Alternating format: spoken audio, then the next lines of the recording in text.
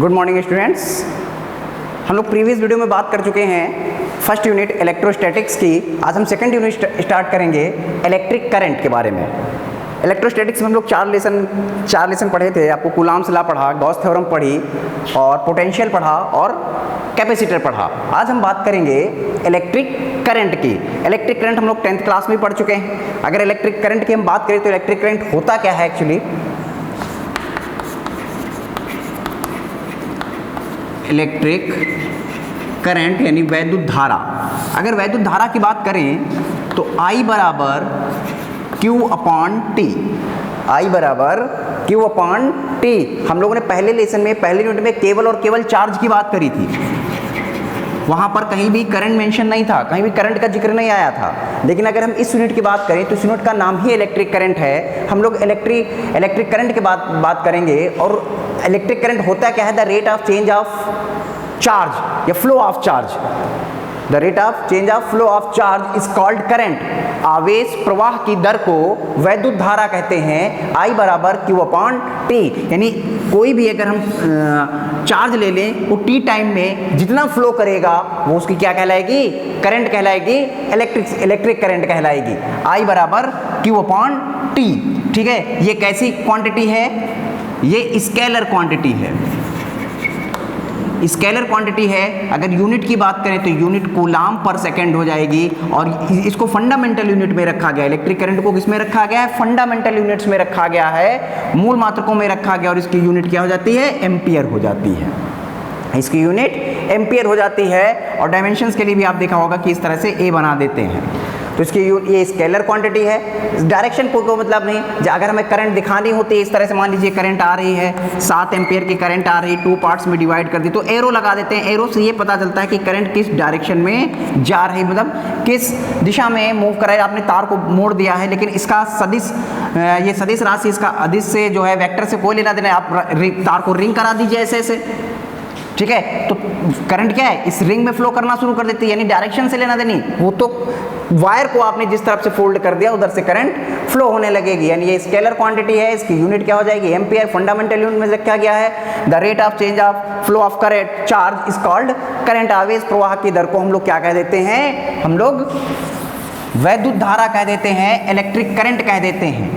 I बराबर Q upon T. अगर हम ये कहें कि 1 एम्पियर करंट में 1 एम्पियर की करंट फ्लो हो रही है और 1 सेकेंड तक फ्लो करी जाए, यानी t बराबर कितना कर दिया जाए? t बराबर 1 कर दिया जाए। और करंट I बराबर कितना कर दिया जाए? 1 एम्पियर कर दिया जाए। ठीक है, तो यहाँ से अगर नंबर ऑफ इलेक्ट्रॉन्स निकाले जाए कि 1 सेकेंड में कितने, 1 एम्पियर करंट में कितने इलेक्ट्रॉन्स फ्लो हो जाते हैं, तो Q बराबर क्या होता है? Q बराबर NE। तो एक फार्मूला हमारा क्या हो जाता है? Q बराबर I बराबर NE अपॉन टी। तो I को आपने 1 कर दिया, n हमें कैलकुलेट करने हैं। ये हो जाएगा 1.6 इंटू 10 की पावर माइनस 19 और इसको आपने कर दिया 1। तो n बराबर कितना हो जाएगा? 1 अपॉन 1.6 इंटू 10 की पावर माइनस 19। इसको सॉल्व करेंगे तो कितना आ जाएगा? 6.25 इंटू 10 की पावर 18 इलेक्ट्रॉन्स। ठीक है, यानी 1 सेकेंड में 1 एम्पियर करंट में कितने नंबर ऑफ इलेक्ट्रॉन्स फ्लो हो जाते हैं? 6.25 इंटू 10 की power minus plus 18 electrons flow हो जाते हैं 1 सेकेंड में। इलेक्ट्रिक करंट जो होती है वो 2 टाइप्स की होती है। इलेक्ट्रिक करंट कितने टाइप्स की होती है? इलेक्ट्रिक करंट 2 टाइप्स की होती है। एक होती है हमारी डायरेक्ट करंट,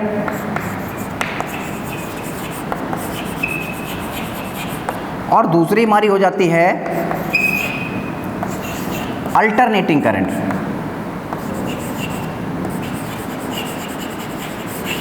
इसको कहते हैं दिष्ट धारा, इसको कहते हैं प्रत्यावर्ती धारा।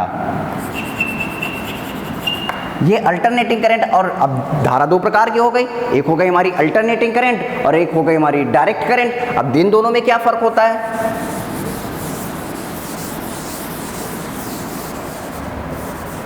अगर डायरेक्ट करंट की बात करें और I और T के साथ अगर इसका ग्राफ बनाएं, T इधर ले लेते हैं, मान लीजिए I इधर ले लेते हैं, और I के साथ अगर इसका ग्राफ बनाएं, तो आप टाइम को बढ़ाते लिए करंट क्या रहेगी? करंट सिचुएटेड रहेगी, स्टेडी करंट रहेगी, स्थाई इसको बोलते हैं। स्थायी धारा प्राप्त होती है, ठीक है, स्टेडी करंट प्राप्त होती है। यानी अगर समय को बढ़ाते रहें तो करंट क्या रहेगा, आप देखिए लीनियर लाइन के रूप में मिल रही है, हमें कैसे मिल रही है, लीनियर लाइन मिल रही है। इस तरह की करंट को कौन सी करंट कहते हैं, हम लोग डायरेक्ट करंट कहते हैं। लेकिन अगर अल्टरनेटिंग करंट की बात करें तो आप समय के साथ साथ देखते जाएंगे कि इसके मैग्नीट्यूड में और इसकी डायरेक्शन में भी फर्क होता है, पहले पॉजिटिव फिर नेगेटिव, इस तरह की जो धारा होती है। टी के साथ आपने ग्राफ बना दिया, टी और आई, ठीक है। इस तरह की जो करंट होती है इसे हम लोग अल्टरनेटिंग करंट कह देते हैं, जबकि इस वाली करंट को क्या बोल देते हैं, दिष्ट धारा यानी डायरेक्ट करंट बोल देते हैं। जो आप देख रहे हैं कि एक सिचुएटेड एक लीनियर लाइन के रूप में हमें मिल रही है, लीनियर लाइन के रूप में हमें मिल रही, तो एक ऐसी करंट हो गई ये हमारी डायरेक्ट करंट हो गई। जबकि जो फ्लक्चुएट कर रही है, आप देख रहे वेव फॉर्म में जो हमें करंट मिल रही है, ठीक है, वेव मोशन में मिल रही है, इस तरह की करंट को हम लोग क्या कह देते हैं, अल्टरनेटिंग करंट कह देते हैं। ये पूरा एक चैप्टर आप पढ़ेंगे, ये आपके जो है आपके क्लास जो स्टैंडर्ड में एक चैप्टर है अल्टरनेटिंग करंट, वो हम लोग बाद में इसको पढ़ेंगे। अब हम बात करते हैं करंट डेंसिटी।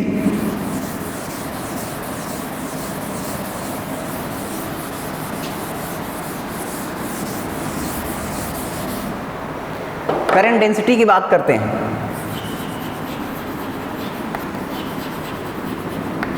धारा घनत्व क्या कहते हैं इसे,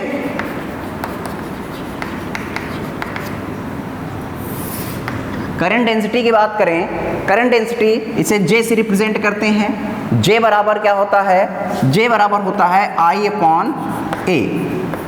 A क्या है, एरिया।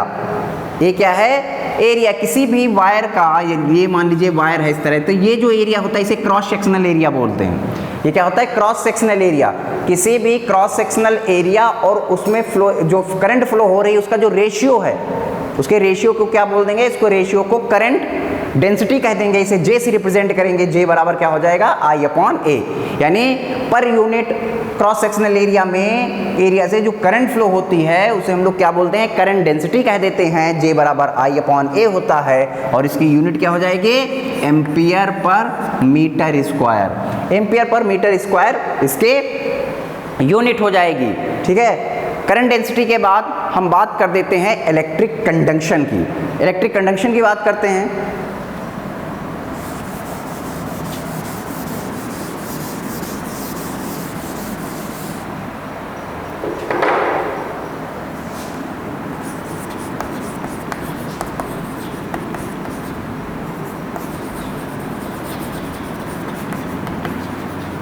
इलेक्ट्रिक कंडक्शन मतलब वैद्युत चालन।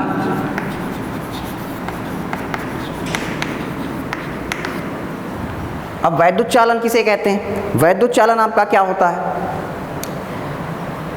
जो है जितने भी आपके एटम हैं वो सभी कैसे हैं, एक बेसिक पार्टिकल से मिलकर बनते हैं, छोटे छोटे कणों से मिलकर बनते हैं, जिसे हम लोग इलेक्ट्रॉन, प्रोटॉन और न्यूट्रॉन कहते हैं। इसका जो किसी भी एटम का जो सेंट्रॉइड पार्ट होता है उसे हम लोग न्यूक्लियस कहते हैं। न्यूक्लियस में आपके न्यूट्रॉन और प्रोटॉन पाए जाते हैं। इसके चारों ओर क्या करते हैं, इलेक्ट्रॉन मूव करते रहते हैं। इसके चारों ओर इलेक्ट्रॉन मूव करते रहते हैं। अब सिर्फ सोडियम की बात करें, सोडियम 11, तो 2 8 और 1, 2 8 और 1, तो आप देख रहे हैं कि जो ये 1 है इसको वैलेंसी इलेक्ट्रॉन बोलते हैं, ठीक है। ये फ्री इलेक्ट्रॉन भी ये क्या करता रहता है, घुमा करता है, पूरे इस एटम में क्या करता है, मूव करता रहता है, पूरे इसमें मूव करता रहता है। इसको हम लोग कंडक्शन इलेक्ट्रॉन भी कहते हैं। वैलेंसी इलेक्ट्रॉन को, इसको वैलेंसी सेल बोलते हैं। इसकी जो आउटर वाली क्लास होती है, जो ऑर्बिट होता है, उसे हम लोग वैलेंसी क्लास भी बोलते हैं, वैलेंसी सेल भी बोलते हैं। और इसको जो ये इलेक्ट्रॉन है इसे फ्री इलेक्ट्रॉन कहते हैं।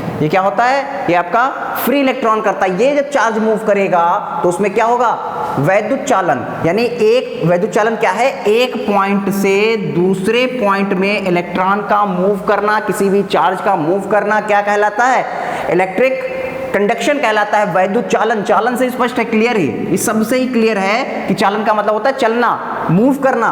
तो एक पॉइंट से ए पॉइंट से बी पॉइंट तक मान लीजिए मैंने उसे मूव कराया, जो मूव कराते हैं इसे हम लोग क्या कह देते हैं, इलेक्ट्रिक कंडक्शन कह देते हैं, वैद्युत चालन कह देते हैं। और इसे क्या बोलते हैं, इसे फ्री इलेक्ट्रॉन बोलते हैं। ये चार्ज जब एक पॉइंट से दूसरे पॉइंट तक जाता है तो क्या कहलाता है, इलेक्ट्रिक कंडक्शन कहलाता है। जब ये इलेक्ट्रॉन एक पॉइंट से दूसरे पॉइंट तक जाते हैं, ठीक है, तो इनके बीच क्या होती है, टक्कर होती है। इनके बीच क्या होती है, कोलिजन होता है, टक्कर होता है। तो टक्कर करने के बाद आफ्टर कोलिजन जो ये लोग पाथ जो है चलते हैं, मूव करते हैं, उस पाथ को हम लोग क्या बोल देते हैं, उस पाथ को हम लोग बोलते हैं free main path, free main path.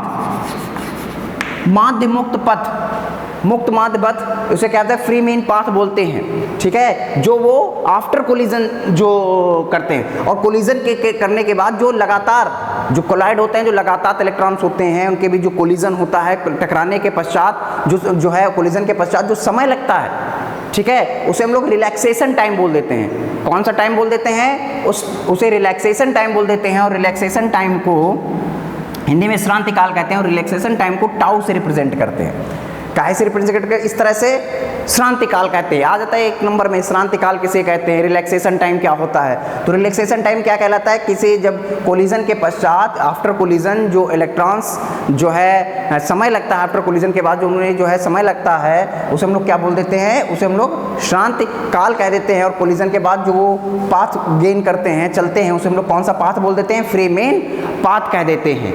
Clear है? Thank you class.